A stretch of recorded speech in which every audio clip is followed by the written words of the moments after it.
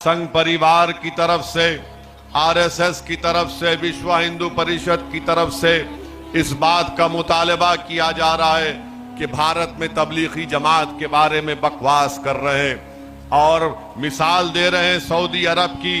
मैं विश्व हिंदू परिषद को और आरएसएस को कहना चाहूंगा कि आपको कब से सऊदी अरब से इतनी मोहब्बत हो गई?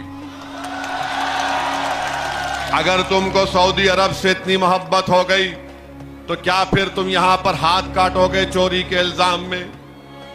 क्या तुम कत्ल के मामले में गर्दन काटोगे? ये विश्व हिंदू परिषद को अचानक सऊदी अरब से मोहब्बत हो गई। हम इनको बताना चाह रहे हैं कि हमको सऊदी अरब से मोहब्बत नहीं है, ना हमको कभी उनसे वास्ता रहा है।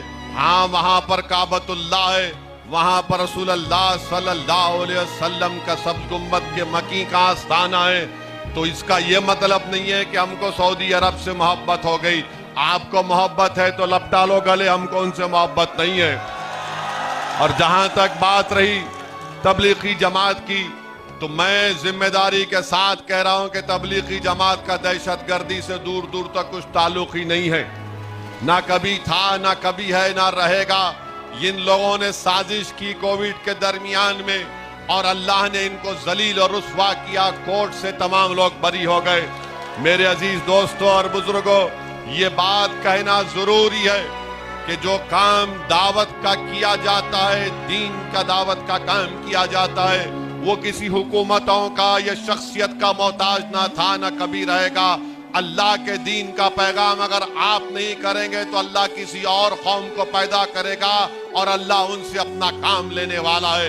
तो मैं ये जानता हूं और मानता हूं कि कोई दूसरी हुकूमत कुछ भी कर ले, मगर भारत के संविधान के तहत तबलीगी जमात को अपना काम करने की इजाजत है। और इस तरह की बकवास करने वाले, अनाप शनाप बकने वालों को चाहिए कि अपनी जबान को बंद रखें और सच्चाई को पहचान। उत्तर प्रदेश के मुस्लिम अक़लियत को असदुद्दीन ओवैसी मजलिस के जलसे से पैगाम देता है कि आप उत्तर प्रदेश में 8-9% नहीं है, 11% नहीं है, आप उत्तर प्रदेश में 19% हैं। आपको अपनी सियासी क़यादत बनाना है, आपको अपने नुमाइंदों को अपने वोट से कामयाब करना है।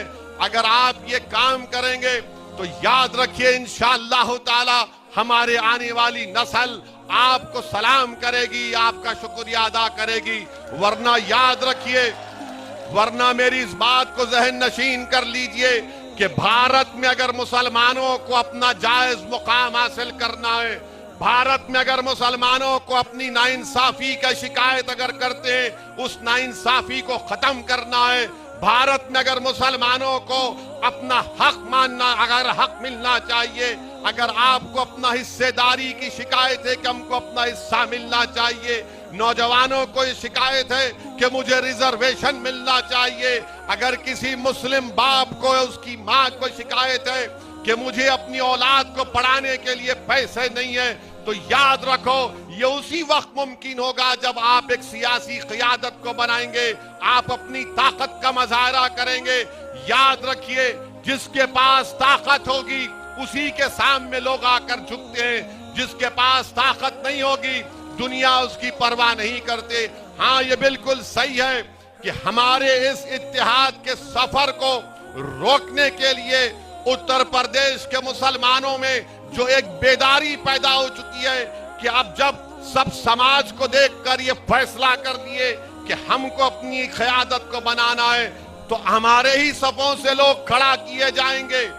तारीख गवाह है कि टीपू सुल्तान के खिलाफ गद्दारी करने वाले मुसलमान, सिराजुद्दौला के खिलाफ गद्दारी करने वाले मुसलमान, इमाम हुसैन के खिलाफ तलवार उठाने वाले मुसलमान, और अल्लाह के रसूल सल्लल्लाहु अलैहि वसल्लम के हदीस शरीफ को याद रखिए कि मस्जिद है और रहमतुल आलमीन सल्लल्लाहु अलैहि वसल्लम फरमा रहे उखरिज फइन्नका मुनाफिक। तो ऐसे मुनाफिकीन, ऐसे दल्लाल लोग हमारी सफाओं में आएंगे जो आपको ये पैगाम देंगे कि अगर तुम मजलिस को वोट दोगे तो बीजेपी जीत जाएगी। मैं उत्तर प्रदेश के मुसलमानों से जिम्मेदारी के साथ कह रहा हूं कि जीतना और हारना ये जमहूरियत का खेल है। अगर आप इलेक्शन लड़ेंगे تو آپ جیتیں گے بھی اور کوئی ہارے گا بھی، مگر اس کا یہ مطلب نہیں ہے کہ اتر پردیش کا مسلمان صرف سماجوادی پارٹی کو، کانگریس کو، بی ایس پی کو ووٹ اس لیے دے کہ وہ بھی جیت جائے، بی جے پی ہار جائے اور مسلمان ہار جائے۔